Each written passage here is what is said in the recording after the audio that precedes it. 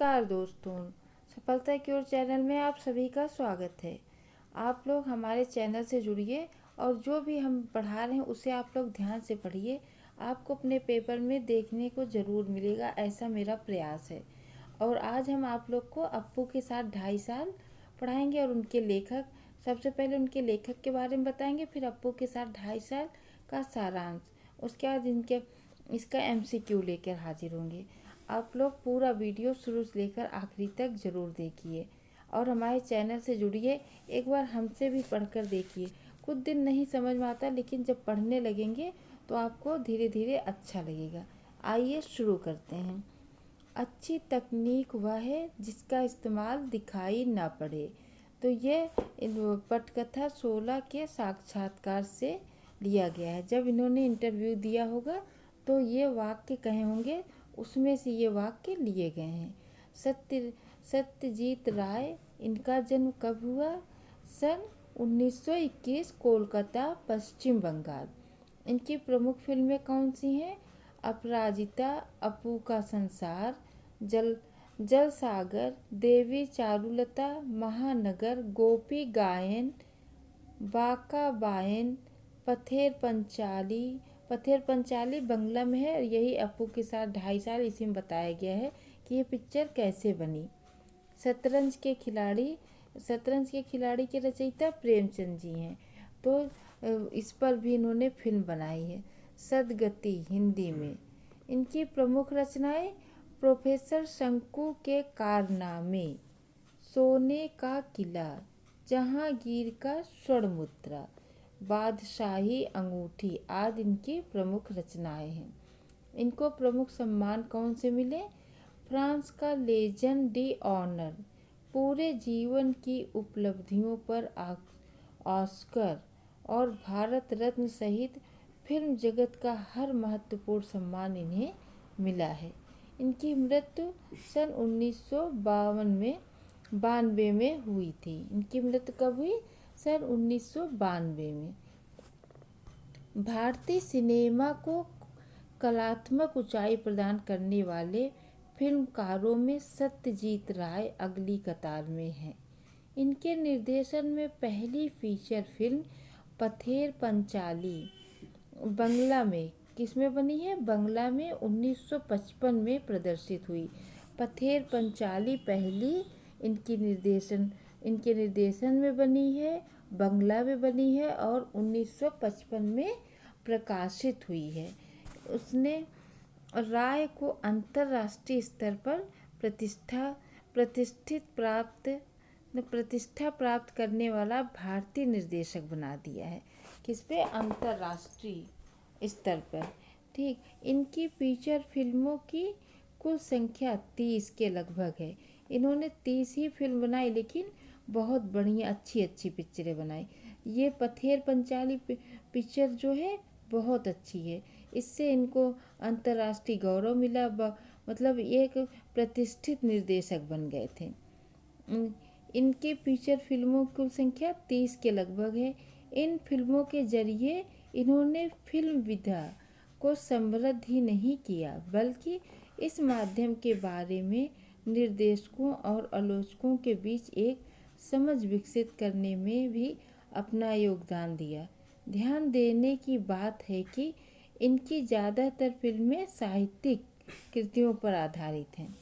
जैसे प्रेमचंद जी की शतरंज के खिलाड़ी है ना, इनके पसंदीदा साहित्यकारों में बंगला के विभूति भूषण बंदोपाध्याय से लेकर हिंदी के प्रेमचंद तक शामिल हैं।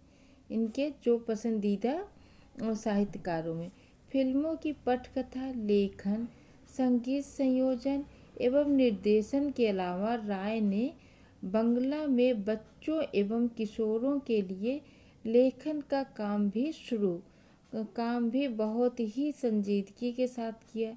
इनकी लिखी कहानियों में जासूसी, रोमांच के साथ साथ पेड़ पौधे तथा पशु पक्षी का सहज संसार भी है। अप्पू के साथ 2.5 साल नामक संस्मरण पथेर पंचाली फिल्म के अनुभवों से संबंधित है, जिसका निर्माण भारतीय फिल्म के इतिहास में एक बहुत बड़ी घटना के रूप में दर्ज है। एक बहुत बड़ी घटना मतलब बहुत अच्छी पिक्चर थी और ये बहुत उस टाइम उस समय बहुत चली थी। इस इससे फिल्म के सृजन और उसके व्याकरण से संबंधित कई बारीकियों का पता चलता है। यही नहीं, जो फिल्मी दुनिया में अपने ग्लैमर से चुंधियाती हुई जान पड़ती है, उसका एक ऐसा सच हमारे सामने आता है जिसमें साधनहीनता के बीच अपनी कला दृष्टि को साकार करने का संघर्ष भी है। इस पाठ का भाषांतर बंगला मूल से विलास गीते ने किया है। किसी फिल्मकार के लिए उसकी पहली फिल्म एक अबूझ पहेली होती है, बनने या न बन पाने का की अमोघ शंकाओं से घिरी। फिल्म पूरी होती है तो फिल्मकार जन्म लेता है। अपनी फिल्म की रचना के दौरान हर फिल्मकार का अनुभव संसार इतना रोमांचकारी होता है कि वह उसके जीवन में बचपन की स्मृतियों की तरह हमेशा जीवंत बना रहता है। इस अनुभव से संसार में दाखिला होना उस बेहतरीन फिल्म से गुजरने से कम नहीं है। चलिए आए अब अपू के साथ 2.5 साल का पाठ का सारांश देख लेते हैं। अपू के साथ 2.5 साल नामक संस्मरण पथेर पंचाली फिल्म के अनुभव से संबंधित है, जिसका निर्माण भारतीय फिल्म के इतिहास में एक बहुत बड़ी घटना के रूप में दर्ज है।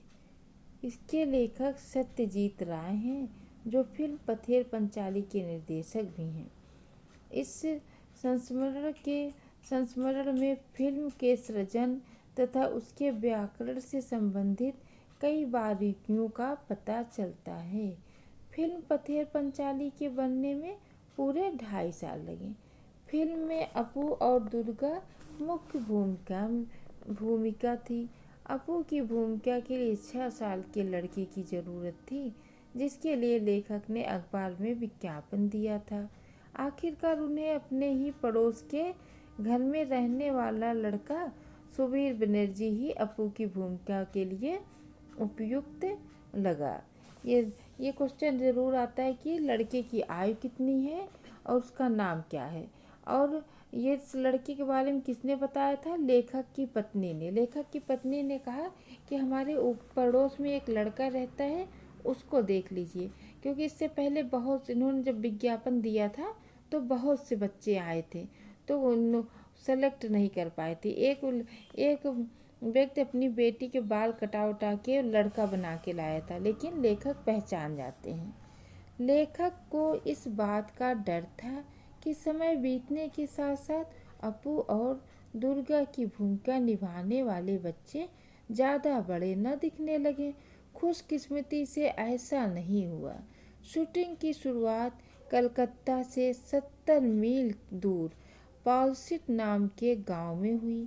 वहां रेल लाइन के पास काश फूलों से भरा एक मैदान था। सीन बहुत बड़ा था, जिसकी शूटिंग एक दिन में होनी नामुमकिन थी। 7 दिन बाद जब बाकी के आधे सीन की शूटिंग करने वहां आए तो पता चला कि सारे घास फूस गायब हैं। सारे घास फूस जानवर खा गए। इस कारण लेखक को बाकी अंश की शूटिंग अगले साल शरद ऋतु में करनी पड़ी, जब वह मैदान घास फूसों से भर गया। इस सीन की शूटिंग में पहली बार लेखक ने 3 रेलगाड़ियों का इस्तेमाल किया। चूँकि लेखक स्वयं एक विज्ञापन कंपनी में काम करते थे, इसलिए जब उन्हें समय मिलता तो शूटिंग कर लेते। उनके पास पर्याप्त पैसों का भी अभाव रहता था। इस कारण उन्हें कई परेशानियों का भी सामना करना पड़ा। पैसे के अभाव के कारण फिल्मों में भूलो कुत्ते के आधे सीन को चित्रित करने के बाद छोड़ दिया गया। 6 महीने बाद पैसे जमा होने के बाद जब शूटिंग दोबारा शुरू की गई तो पता चला कि भूलो अब इस दुनिया में नहीं रहा। आखिर बहुत कोशिश के बाद उसी गांव में एक कुत्ता मिला। जो हूबहू भूलों की तरह के जैसा दिखता था। बाकी सीन की शूटिंग उसी कुत्ते के साथ की गई। फिल्म में श्रीनिवास की भूमिका निभाने वाले कलाकार की भी बीच में ही अचानक मौत हो गई। लेखक को उन्हीं के चेहरे से मिलता जुलता एक व्यक्ति मिला, जिसके साथ बाकी अंश चित्रित किया गया। पैसों की कमी के कारण बारिश का दृश्य भी चित्रित करने में बहुत मुश्किल आई, जिसके कारण बरसात के दिनों में शूटिंग बंद कर दी गई। आखिरकार अक्टूबर में शूटिंग शुरू की गई, जब बारिश कम हुआ। शूटिंग की दृष्टि में गोपाल ग्राम की अपेक्षा बोडाल गांव अधिक उपयुक्त था, क्योंकि वहां का माहौल शूटिंग के अनुकूल था। गांव में शूटिंग करते समय लेखक का अनेक लोगों से परिचय हुआ, जो अलग अलग व्यक्तित्व के थे। जिस घर में फिल्म की शूटिंग चल रही थी, उसका मालिक कलकत्ता में रहता था। उस घर में एक ऐसा भी कमरा था जहां बैठकर साउंड रिकॉर्डिंग का काम किया जा सकता है। वहीं साउंड रिकॉर्डिस्ट भूपेन बाबू का भी सामना एक बड़े सांप से हुआ, जो स्थानीय लोगों के अनुसार वास्तु सर्प था। लेखक उसे मारना चाहता था, लेकिन लोगों के मना करने पर उन्होंने ऐसा नहीं किया।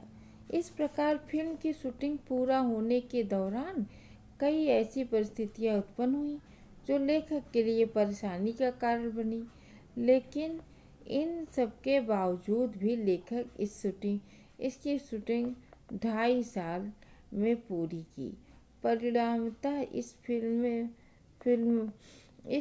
इसमें फिल्माए गए दृश्य बहुत अच्छी तरह चित्रित हुए हैं और तथा यह फिल्म लोगों को बहुत पसंद आई। आज के लिए इतना ही। अगली वीडियो में हम MCQ लेकर हाजिर होंगे। धन्यवाद।